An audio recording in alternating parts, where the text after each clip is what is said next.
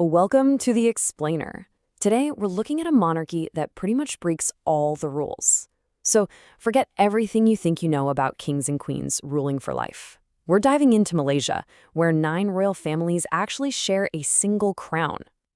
You know, when we think of a monarchy, we usually picture one single bloodline, passing the crown down from parent to child, generation after generation, right? Well, Malaysia flips that idea completely on its head. It's not about one royal family, it's about 9 of them. That's right, 9. Malaysia has 9 hereditary rulers, and each one is the sovereign of their own state. And in a system that you literally won't find anywhere else on Earth, they take turns, every 5 years, to step up and be the king for the entire nation. So you've got to be asking, how does a country with 9 royal rulers decide who gets to wear the national crown? Well, it's this really unique system that blends ancient tradition with some very modern rules. Let's break down exactly how it works. Okay, so the official title for the national king is the young di-Pertuan Agong. And the title itself, which translates to he who is made lord, gives us a massive clue about how this whole thing works. It tells you the king isn't just born into the top job. He's chosen, or more accurately, he's elected by his peers. That big decision gets made in a special council called the Conference of Rulers. Now, this group is made up of the 9 hereditary monarchs from the Malay states plus 4 state governors. But here's the crucial part. You see it right there in the footnote. When it comes time to actually elect the king, only the 9 royal rulers themselves get a say. And look, this election isn't some kind of political free-for-all. It's actually a very formal, structured process.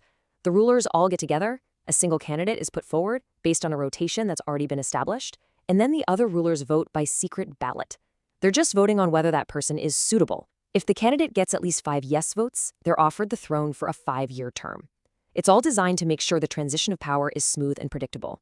If this breakdown is giving you a clearer picture of just how unique this is, go ahead and hit like and subscribe so you'll always stay ahead on the world's most fascinating stories. Now, to really get why this system even exists, we need to take a step back in time. So why was the system even created in the first place? Well, the answer lies in Malaysia's colonial history. For centuries, the sultans were absolute rulers in their own states, no question about it. But when the British came in, their power was slowly chipped away until they became mostly symbolic figureheads. Then, right after World War II, the British tried to push through something called the Malayan Union, which would have stripped the rulers of almost all their remaining authority. This caused a huge backlash and led to a brand new deal when the country finally gained its independence in 1957. This whole rotational system was, at its heart, a brilliant compromise. It was a way for Malaysia to build a modern federal government without sidelining the history and traditions of the 9 individual royal states. You could say it was a way to move forward into the future without having to erase the past. Okay, so that's the history. But how does this historical compromise actually play out in the king's role today? Which, of course, leads us to the big question. You've got an elected government, a prime minister running the country, so what powers does the king really have? Is he just a figurehead? Well, the king's power is really a tale of 2 different roles. On one side, a lot of his duties are symbolic. He's the commander-in-chief, he's the head of state, but he almost always acts on the advice of the prime minister.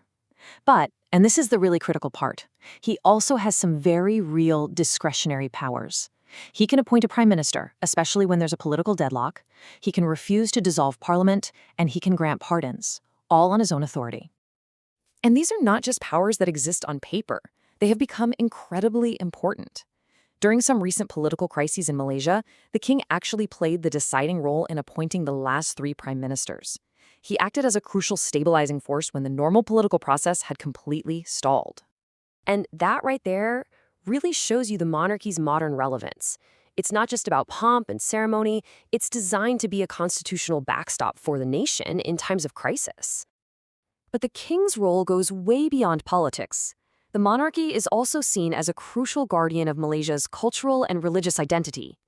The king is the constitutional head of Islam, a defender of Malay customs and culture, and a symbol of unity that is meant to rise above all the political squabbling. And you know what? This role as a cultural anchor really resonates with people, especially the younger generation. A 2024 survey of Malay university students found that a staggering 82% of them believe the royal institution is still important in modern society. Thanks so much for watching. If you want to keep making sense of our complex world together, join our community. Just tap like and hit subscribe so you don't miss what we break down next.